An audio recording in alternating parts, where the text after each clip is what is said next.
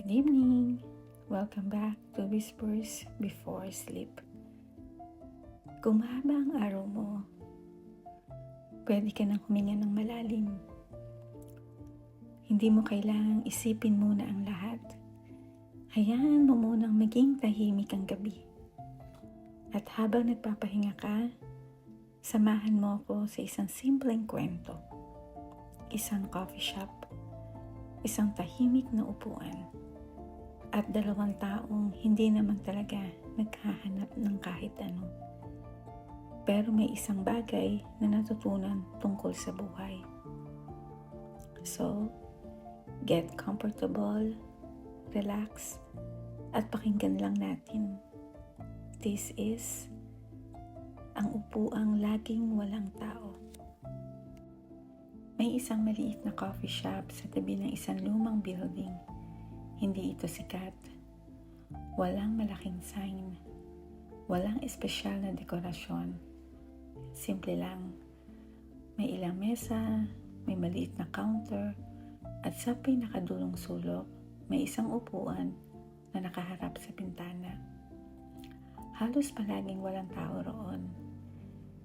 Hindi iyon napansin ni Mara noong una.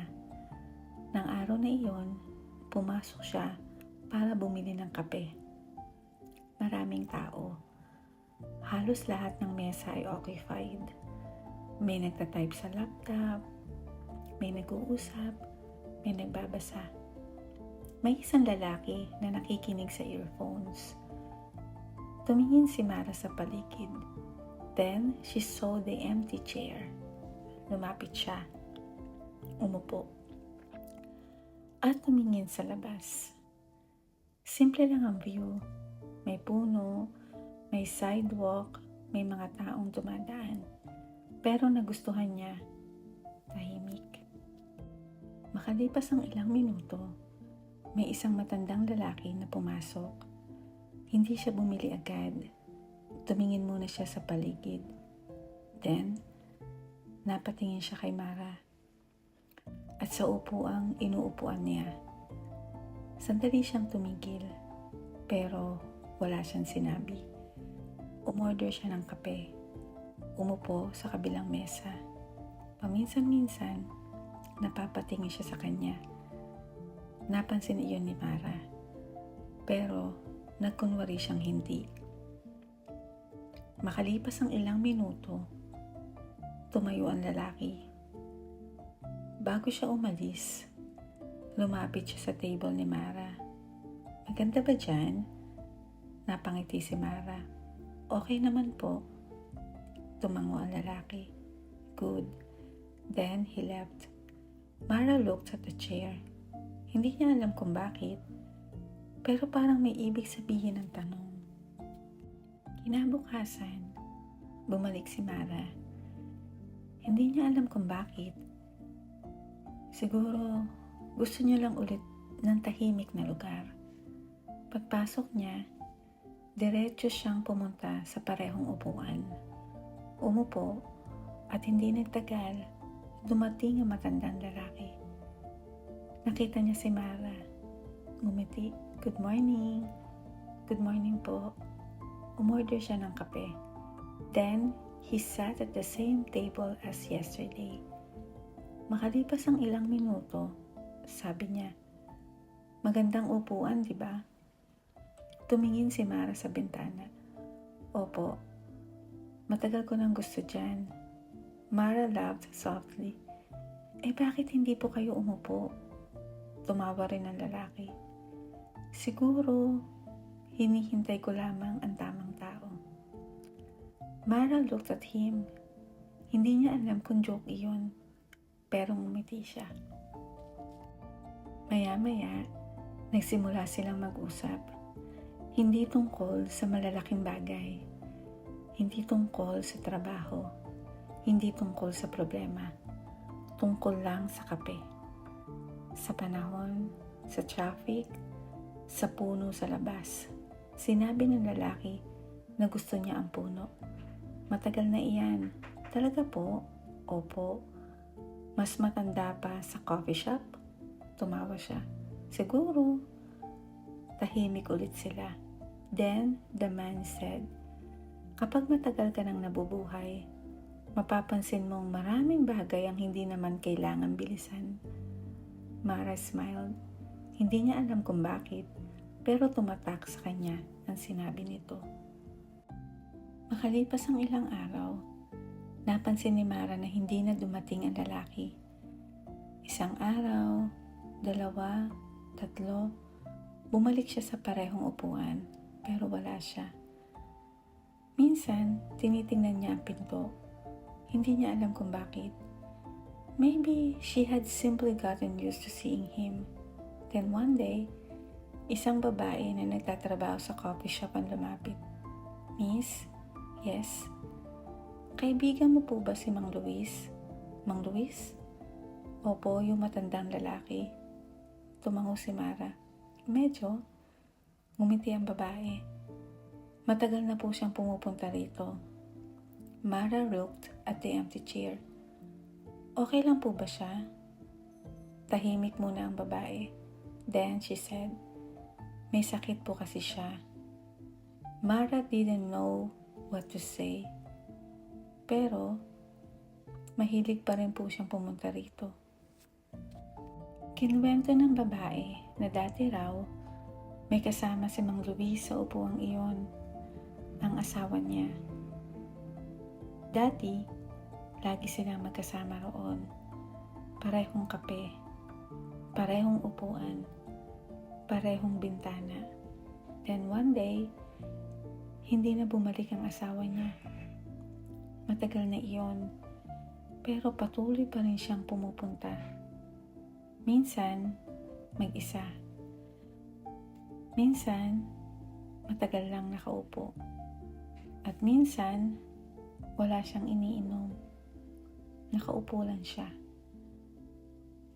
Tumingin si Mara sa upuan. Bigla niyang naintindihan. Kaya pala, parang may hinihintay ang upuang iyon. Kinabukasan, bumalik si Mara. Umupo siya sa parehong upuan. Umorder siya ng 2 kape. Isa para sa kanya at isa iniwan niya sa kabilang side ng table. Hindi niya alam kung bakit niya ginawa iyon. Siguro dahil naalala niya si Mang Luis. Siguro dahil gusto niyang may isang bagay na naghihintay para sa kanya. Umupo siya. Tumingin sa bintana. At tahimik na uminom. Makalipas ang ilang minuto, bumukas ang pinto. Si Mang Luis. Medyo mabagal ang lakad niya. Pero siya iyon. Napatingin siya kay Mara. Then, napatingin siya sa 2 kape. Natawa siya. "Para sa akin?" Mara smiled. "Opo." Umupo siya. Tahimik muna sila. Then he said, "Alam mo, matagal ko nang hindi nakita ang upuang iyan na may 2 kape." Mara didn't know what to say, so she simply smiled. At sa pagkakataong iyon, hindi na nila kailangan mag-usap ng marami. Pareho silang nakatingin sa labas. May batang tumatakbo, may taong nagmamadali, may jeep na dumaan, may matandang babae na may dalang grocery. Ordinaryong araw lang, pero sa loob ng coffee shop, parang mabagal ang oras. "Mara?" "Opo." "Thank you." "For what?" Tumawa si Mang Luis. "Sa kape." Mara smiled. "Coffee lang naman po." Umiling siya. "Alam ko." Tahimik ulit. Then he added, "Minsan, hindi naman kape ang kailangan ng tao." Mara looked at him. Company lang. Ngumiti siya. Mula noon, bumalik si Mara sa coffee shop. Hindi araw-araw. Hindi rin pare-pareho ang oras. Minsan, nandoon si Mang Luis. Minsan, wala. Pero kapag naroon siya, may 2 kape sa mesa. At ang upuan sa tabi ng bintana, hindi na laging walang tao. Minsan, may 2 taong tahimik. Minsan, may dalawang taong nagkukwentuhan at minsan, pareho silang nakatingin sa labas. Walang kailangang sabihin. Isang araw, dumating si Mara. Walang Mang Luis.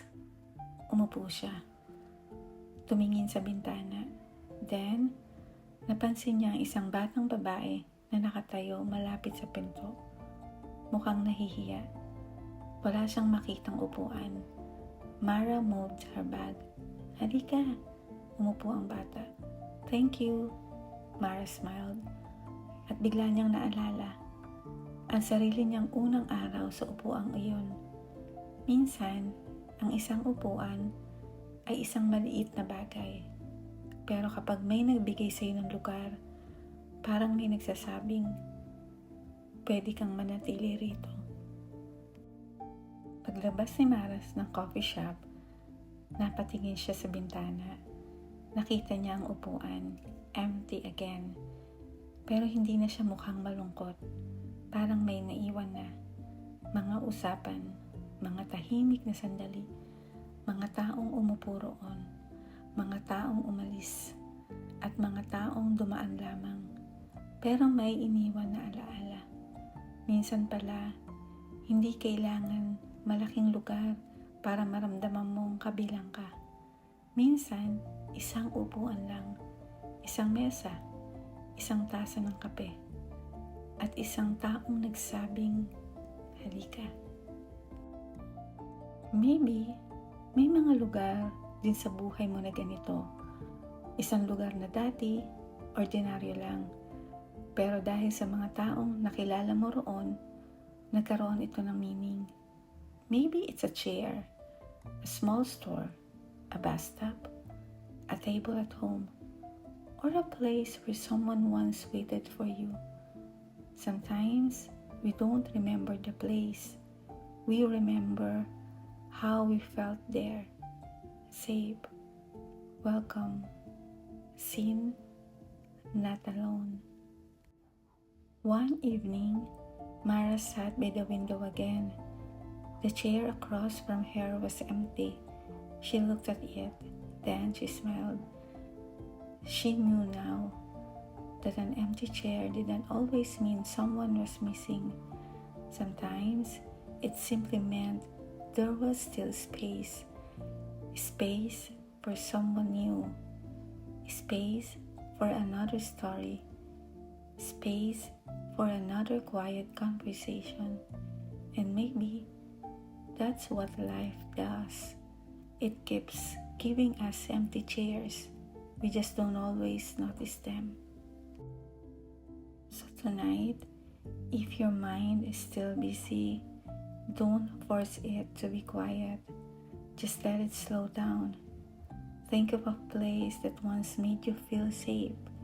Maybe a room, maybe a chair, maybe a kitchen, maybe a coffee shop, maybe someone's side. You don't have to go back there. You can simply remember for a little while, then let the memory rest. Take a slow breath and another. Let your body become heavy. Let your thoughts become softer. You don't have to figure everything out tonight. There are still simply empty chairs waiting for you. There are still places you haven't seen. There are still people you haven't met. There are still ordinary moments that may one day become precious memories. So, don't rush. Just stay here for a while. Listen to the quiet. Let the night pass gently. And if you feel alone tonight, remember, sometimes someone is simply waiting to share the empty chair. Good night, sleep well, and I'll meet you again in our next quiet story. This is Whispers Before Sleep. Until our next story.